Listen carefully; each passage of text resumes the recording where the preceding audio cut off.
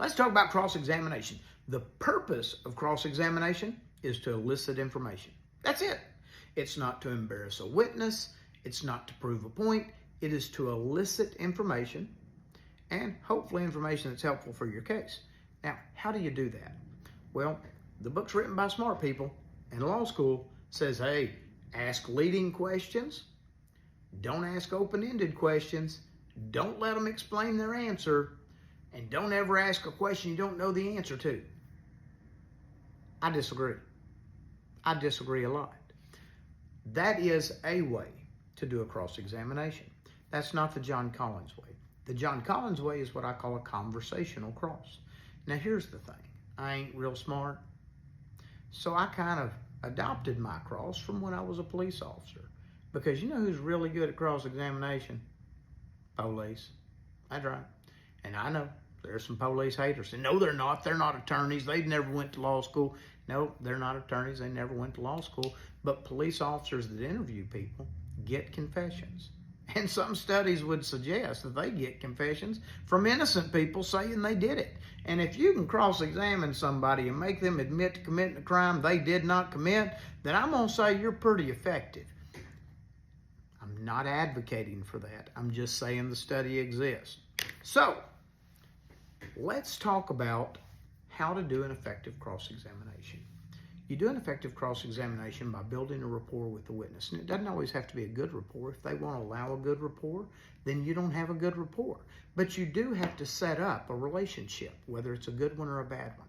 Once you set up that relationship, you ask questions to get an answer. And it's a very directed set of questions, a very focused, singular topic in the beginning. And you are testing the waters. You're trying to see, what is this witness going to be like for me? Are they going to be cooperative? Can I lead them down? Are they going to want to have diarrhea of the mouth? If they want to have diarrhea of the mouth, do not shut them down. You would be amazed at how stupid some witnesses can be. And you'd be amazed at how truthful some witnesses will be.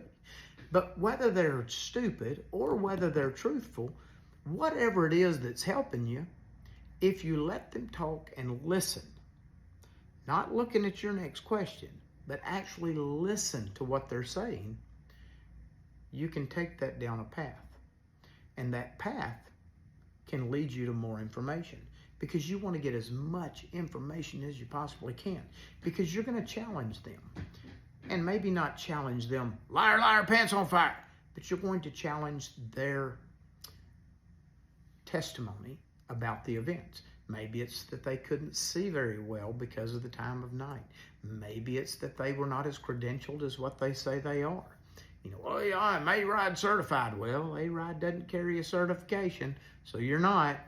But you want to get that information so that you can discredit them or credit them. What? That's right. There are times when you can take a witness and make them your own, because the information that they have is actually helpful to you. An example, they have alcohol in the car, officer? Yeah, they did, and they had just been drinking it. Great, because that leads to a rising BAC defense.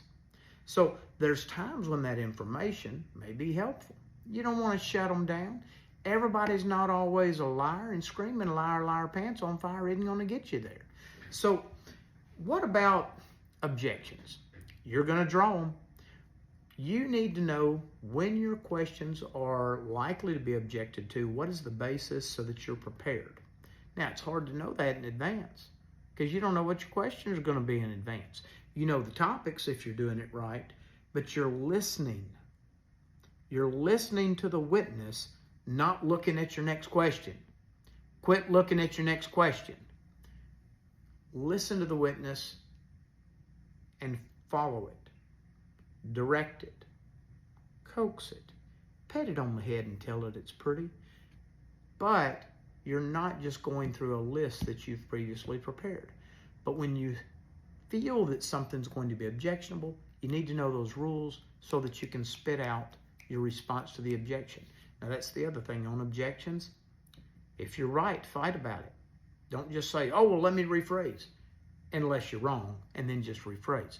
So that's how you want to handle objections, just to be ready for them. You need to save something for closing.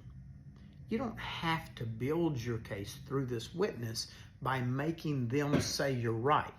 You just need to get those facts, and then you can tie it together in closing as long as you have those facts. What about asking the question you don't know the answer to? Well, remember, you never can really be sure of a witness's level of honesty or stupidity.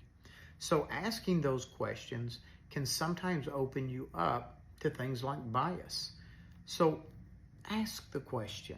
It doesn't matter what the answer is as long as you address it. You're just seeking truth. That's what cross-examination is for. Now, how do we use a witness's previous statement? Well, first, you lock them in. Ask them the question 4 or 5 times in 6 different ways. Officer, you said A, B, C, and D. A, B, C, and D is what you said. Hang on. C, B, A. B, C, A. Just keep asking the question. Lock them in so that there is no wiggle room. And then pull out the prior statement. Officer, you made a prior statement under oath during the hearing. That statement was blah, blah, blah. And then don't just shut them down. Let them explain it.